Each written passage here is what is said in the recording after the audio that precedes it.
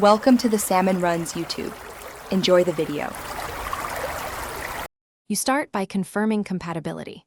Check your iPad model and iOS version so you know if wired or AirPlay works.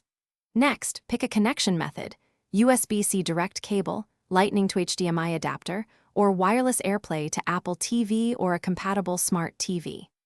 Once chosen, plug the adapter into the iPad, connect the HDMI or USB-C cable to the monitor, and switch the monitor to the correct input. Make sure the iPad has enough battery or is charging to avoid interruption. You now configure how the iPad and monitor behave together.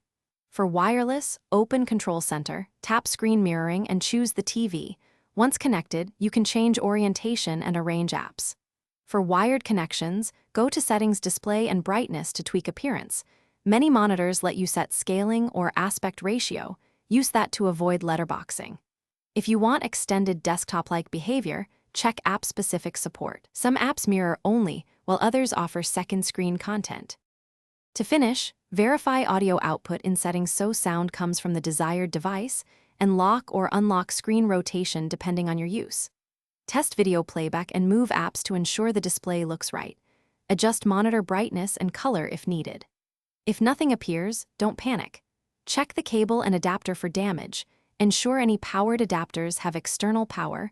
Restart both iPad and monitor, and retry AirPlay if wireless. That single troubleshooting step, swap cables and restart, fixes most issues. Thanks for watching. Consider subscribing if we helped you.